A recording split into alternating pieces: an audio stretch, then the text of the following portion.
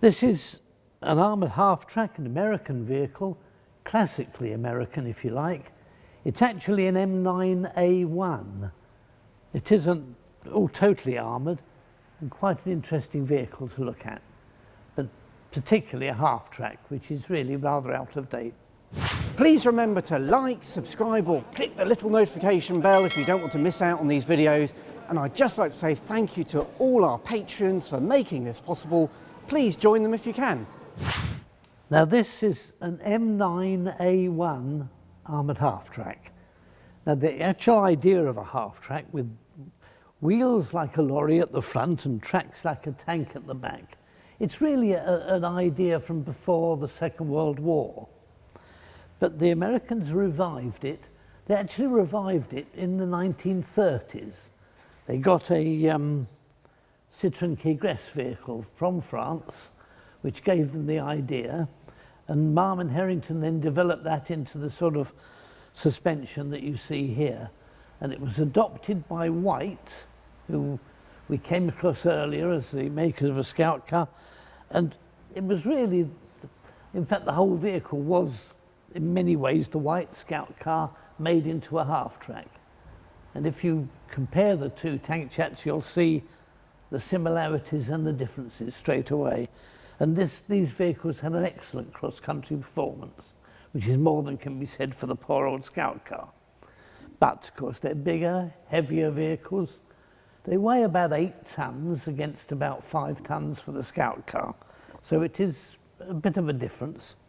But they were well armoured. What had happened was that the Americans had started to use these vehicles and found them very popular. So they then got other firms to come onto the scene and produce vehicles for, particularly for Britain and other countries that were relying on the Americans to supply them with vehicles. And that's why the M9 was built. They were built by International, which is actually known as International Harvester in some circles. They were based in Chicago, but they're known as truck makers, or known by the name of International as truck makers only. They're always classified by the type of front mudguard. If you compare it with the White, which is much more rounded and much more stylized, if you like, it's very plain, it's almost flat, and completely utilitarian compared with the thing that was added to the White. Otherwise, they were more or less the same vehicle. They have rounded corners on the back of the hull, which is another feature you don't find in the original half-tracks, but it's only a small detail, hardly worth bothering about really. They're armoured, at least those built by International are armoured up to about 8 millimetres thick. But that covers the whole bonnet and body of the vehicle. So you've got more or less enough armour protection to take infantry inside and that kind of thing, which is what they were designed for. The only sticker is the screen here. It's an armoured screen that folds down over the windscreen, provides the driver and co-driver with a lookout slot and no more, and is usually armoured to about 12 or 14 millimetres to keep bullets out and save the driver and his mate from getting clobbered. I think that's the idea of it anyway. The vehicle would normally carry about 6 or 10 men, but the British actually modified theirs to carry 13 men for some reason. They squeezed them all in, and they, the idea was then to support what were known as the sort of mechanised infantry units, which were an addition to the armoured units in an armoured division, sort of motorised units they were. And that's what this is. It was really designed to support the armoured division as an infantry carrier. It meant that the men could get in through a door at the back, which is something that, again, the White Scout car didn't have. But there's a door at the back, the men could mount and stay in reasonable safety as long as they kept their heads down until they were needed to go into action. And that's what the basic vehicle is all about. The Tank Museum is a registered charity, and every purchase you make from our online shop directly supports our work. We ship worldwide, and if you subscribe to our email list, we'll give you 10% off your next order.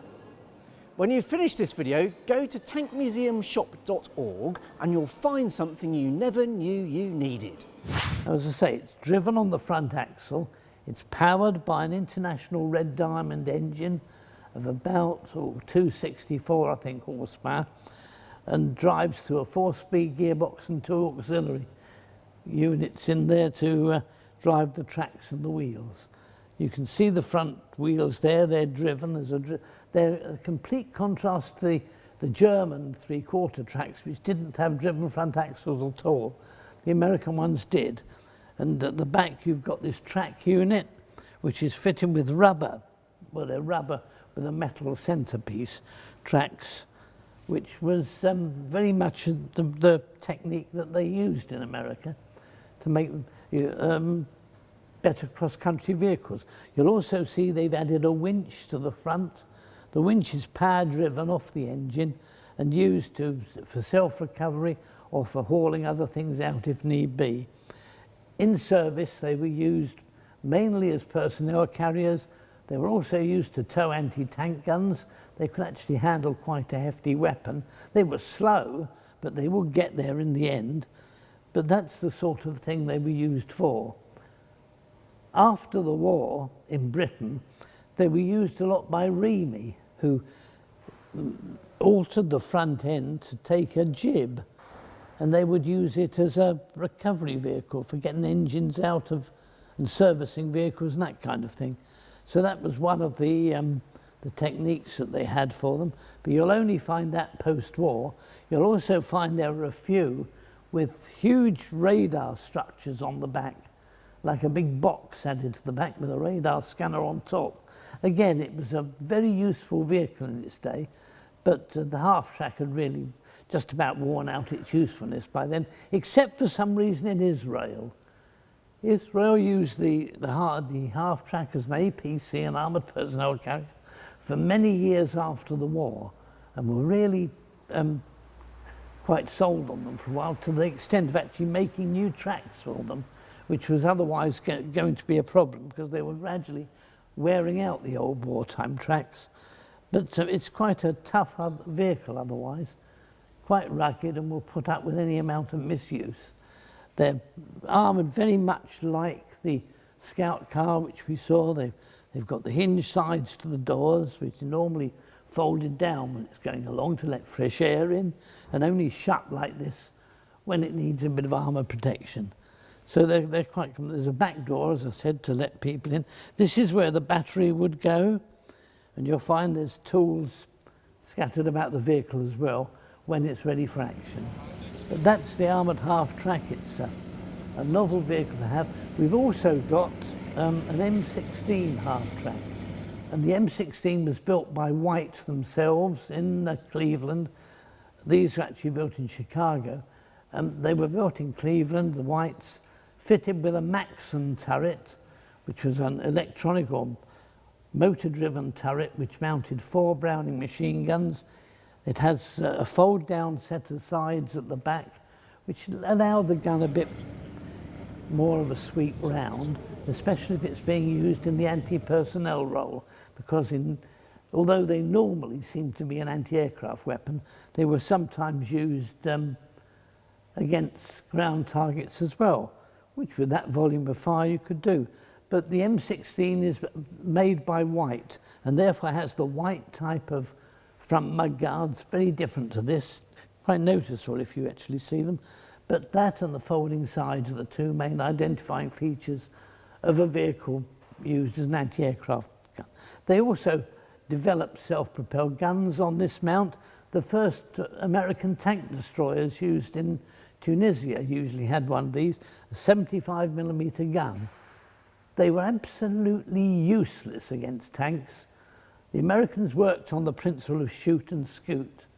Get in there, fire a couple of rounds and clear off. The trouble is getting in there usually involved coming up against a tank, which took out one of these things for a pastime. It was so easy they could do it without thinking, and most of them actually wiped out very quickly. But that's what they did. There were a load of self-propelled guns and anti-aircraft gun variants of these. So they really are a unique vehicle worth looking at, but probably not the most effective in their kind.